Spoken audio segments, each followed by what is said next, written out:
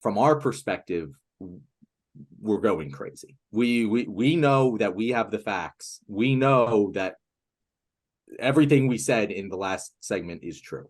However, the average American is looking at people like us right now and thinking we're crazy. And that is frustrating to us, like very frustrating. I have wanted to scream for the past several days. However, that is the reality we live in. And I would like to take some time to address some of the concerns of the average American, not the, really mean people screaming at us about how we're whatever, things I'm not going to repeat on YouTube, but like how when the average American sees us coming to Palestine's defense right now, they're like, what are you guys doing? Why are you doing this? People, I acknowledge that Hamas and Palestine are separate, but people from Palestine just committed a terrorist attack against people of Israel. Why is it important to be defending Palestine right now? And I think that is a genuine question that if you don't know the context, I would ask it too. So I want you guys to answer that question in a assuming that the other person is asking in good faith. Yeah, I think that the unfortunate reality is that, most Americans don't know the politics, in their own backyard, and they're certainly a lot less familiar with the politics, across the world. And so these narratives are preached to us through, state propaganda. And Israel, the reason the United States, well, one of the reasons the United States is so gung-ho in backing Israel is that it's a friendly nation in the Middle East, and that's what we want, like a nation that will do exactly what we want and allow us to facilitate any of our actions in the Middle East. They serve as an impromptu air base. Like that's their stronghold. Yeah, yes, it's exactly why America lets them get away with whatever they want. But what I want people to understand is that when we say that, Israel is committing war crimes, or Israel is committing genocide, or Israel is participating in ethnic cleansing, these aren't opinions that we just came up with. This is what they have said themselves. If you look into, the early days of the first colonial settlements of the newly created state of Israel, their first prime minister, Robert Ben-Gurion, came right out and said, we're not here just to settle. We're here to conquer land. He said they were modern day conquistadors. Later prime minister, or I think it was actually the same one, he said that Desmond mentioned in the last clip that Israel having just a 60% population of Jewish citizens was too low. It needed to be a lot higher.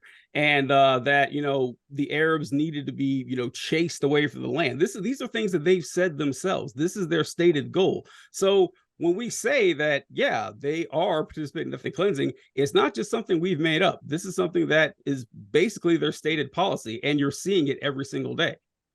So TJ, and I want to get the same answer from you guys too, but I just want to, we'll call it steel man that argument real quick.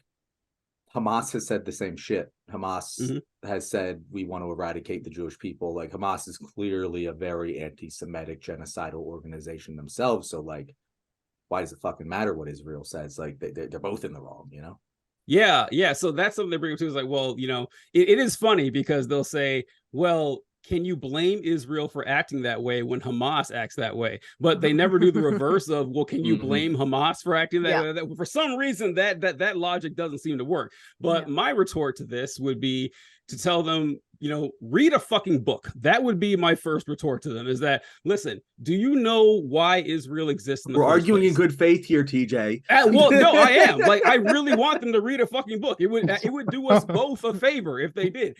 And like, are you aware of like the Zionist movement of the late 19th century? Like, and why it grew out, and that Israel wasn't even the only option that they tried to create a Jewish state. They wanted like Uganda and I think Argentina. I think could have been in the US too. Yeah. There was like, it was all over the place. And so, yeah, like the ancestral part. Yeah, they had that. Okay, whatever. They came up with that, but they could have been anywhere else. And tell them, like, listen, you had Palestinian people, living in the land of Palestine, along with, there was Arabs, Christians, and Muslims who lived there for thousands of years. And all of a sudden, a foreign entity says, we see a big problem with anti-Semitism in Europe, which there was for thousands of years. Jewish people in Europe had suffered tremendously at the hands of Christians and non-Jews. Everyone. And say what? Oh, no, sorry. Go ahead. Everyone. So while I do understand that, okay, we want to try to help them out here, but the solution was to go to someone else's house and say, you have to leave now. And what do you think is going to happen when you tell people, hey, we're going to not just, take this land from you, but the very home that your family has lived in for generations? That's why people responded violently. So you can't be surprised. Like I always say that, Hamas, I don't justify Hamas, but it's insane to be surprised that Hamas exists. Like if you have a child who's brutalized and beaten from childhood, it's not a shock when that child grows up to be an abuser himself. It doesn't justify the fact that the kid is an abuser, but it does explain it. And that would be my response to it. John, would you mind asking the question one more time? The question is from the perspective of the average American. Yeah. A lot of what we have been saying on the left coming to Palestine's defense, they're like, they probably don't agree with us on that, but even then they're just like, bro, like why are you doing this now? Didn't Palestine just launch a terrorist attack against Israel? Yeah. Why would you be coming to Palestine's defense in this moment? And assuming that they're recognizing Hamas and Palestine are different and it's in good faith, I think given the general American context and understanding, it's a reasonable conclusion to come to of why talk about this right now. And my question is, why? Like genuinely, why are we talking about this right now? Did you so want to go, I'm going to go off a little beaten path here. I started paying attention to politics casually around like high school, then into college a little bit. And the one thing that became apparent to me around like the 2016 election, watching the rise of like Bernie Sanders, for instance, it was amazing to me about how like the media at large was able to effectively like take things that were either not true or just misinformation and spin them for their benefit. And then within a matter of weeks, it was just the narrative throughout the country. And it became very apparent to me at that time, not really knowing politics super well up until like my mid-20s, more or less, that it really isn't that hard. And this is a word that we use a lot in America right now, but it really isn't that hard to essentially indoctrinate people if you really try to. I think in America, we've been living with one story for so long. There is just one story being told about what's happening over there. And it is the story that we've been kind of talking about for the last couple segments here, which is that Israel's good. They're just defending themselves. Palestine hates Israel because they are Jewish and because they're Western and because they're for freedom, and they just hate their freedoms. They hate America. They say death to America. Like the media narrative over here is just so easily just whips everyone up into a frenzy that people just hear that, they see those headlines, and then that's it. They're done with the conversation. They're not willing to investigate it further. And it's not just this issue. It's unfortunately most issues. And so I understand why so many people have come to these conclusions, because they believe the story they've been told their whole lives. And most people don't investigate. They don't. We are a headline culture. People see headlines, they have their opinions, they move on. They don't even read the article. And so that's a different conversation for a different day, but it's pervasive in this particular situation, because I think everyone has the belief system here that Israel is just the good guys. Yeah. I wanted to give a brief admission of fault here myself. Doing this show that I've done, Independent Thought, for a few years now, I didn't know that much about this conflict until this year, just 2023. I went all the way through my life not really knowing what was happening over there. And I never went out of my way to figure it out either. I just was like, oh, that seems terrible. And then that was the end of my thought process about it. And it was apparent very quickly just how one-sided this all is once you really start looking into what's happening over there.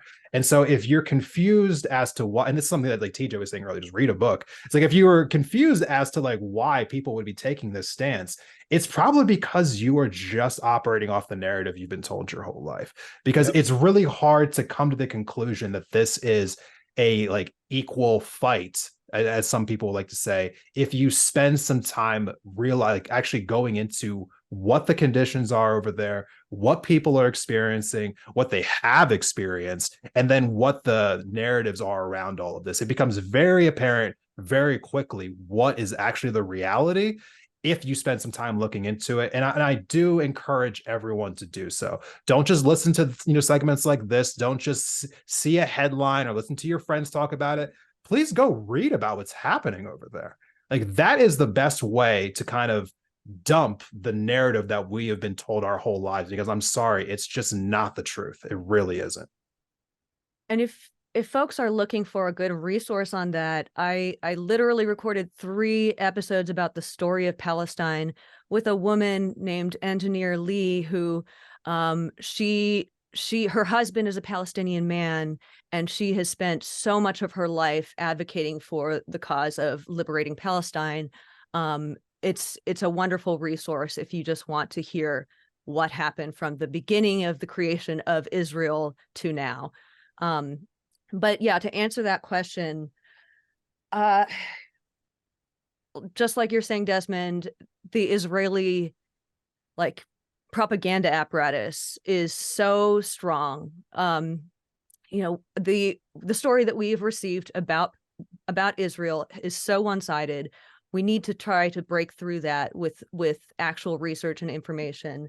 But why do we, when Hamas attacks Israel, why are all of a sudden we talking about the atrocities committed against Palestine? Because this is not unprecedented.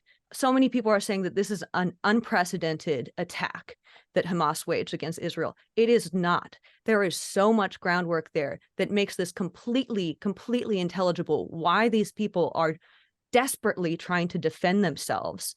So, from the very beginning of Israel, it was a settler colonial project that was where the aim was to wipe out the local indigenous Palestinian population and supplant them with settlers. And that was stated in very clear terms again and again in different places. Just recently, just a few days ago, we see Netanyahu raising a map, holding up a map of Israel that does not include any Palestine, where Palestine is completely gone. That has been the plan all along from the very beginning. And my fear with all of this is that what Hamas has just done plays into the Israeli narrative that they are being assaulted by these terrorists, Islamic terrorists, who we must crush them and smash them, obliterate them, just wipe them off the map. Basically, they're saying a lot of these things very clearly, calling them animals right now. The defense minister calling them animals, and saying that he's going to treat them as such. So the agenda is a genocidal agenda, and it is only going to be furthered, I fear, through this. To be clear, like, people have a right to resist colonial oppression and violence, and a regime that is killing one of their children every 3 days. They have a right to resist. But I have fears that what has just happened kind of handed Israel their excuse on a platter to go in and do all of the horrible fucking things that they already wanted to do to begin with. And that is, I fear that it's going to get really ugly. What happens if Israel does wipe Palestine off the map? What happens next? I think that there is going to be an endless war of terrorism against Israel from all these other countries flooded, because the whole Middle East is going to be furious. Other countries are going to be furious. Who knows what this is going to look like if they do that? But that is my genuine fear, that this might be a reality not too long from now. And yeah, we can't let that happen. Yeah. Go ahead, John. Go ahead, TJ, because I'll answer the question after you're done. Oh no, but I was gonna say, like, if you want to like contextualize this idea of Israel being an apartheid state, back when South Africa, which I hope we can all agree was an apartheid state. I mean, maybe that's up for debate too. I don't know, but back when people were putting sanctions against South Africa for being an apartheid state, you know who the two nations were that had to hit their arms twisted to do it? United States and Israel. I said, I don't know, maybe they're okay. Yeah, that was it. Like, Ronald Reagan basically had to be bullied into putting in sanctions against South Africa. Also, this is like kind of off the subject here, but Desmond, I want to say this before I forgot. When you talk about narratives, this is very true.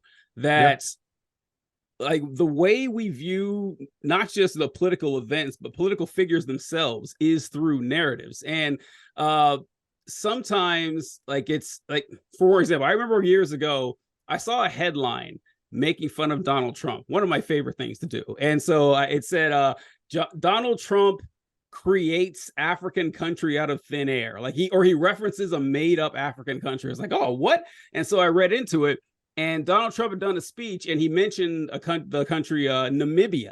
Now, the name of the country is Nambia. It is not Namibia. And they were being petty. I was like, okay, listen, like, anyone could have made that mistake. And Trump is dumb enough. You don't have to do this. But it played into the narrative that Trump is an idiot, which he is. And they do this all the time on small things and with big things. So I also thought, when you mentioned the narratives, it's very true. That's John, go ahead. What you was saying? Yeah, I mean, TJ, you often do this, but you kind of stole the food off my plate here.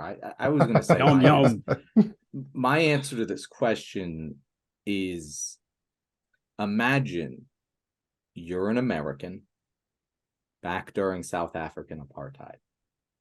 During the time, and I know you've watched a show or a movie about this time period where the people in power, the politicians, are not standing against apartheid, where they are standing with the Afrikaners in South Africa. And I want you to imagine that you're in that situation. I want you to imagine that you have all of the facts, you have all of the evidence that South Africa is committing apartheid. And your country is giving billions of dollars to the South African government that's committing apartheid. Your money that you worked for and earned is being sent over to an apartheid state to slaughter innocent people because of their ethnicity. That is what is happening here. And you might disagree with me initially that is what is happening here. But if you're asking me genuinely, why do I feel that it is important to defend Palestine in a moment like this? It's because of that. Because this isn't an issue where you can go, both sides are wrong, we should stay out of it, because the status quo is that we're giving billions of dollars to one of the sides. So you don't, the burden of proof doesn't stop at both sides are bad, we should stay out of it. The burden of proof goes at Israel is so much worse than Hamas that we need to give them billions of dollars for them to use, and this is how they're using it. And there's no way that argument can genuinely be made when you know all of the facts of the situation.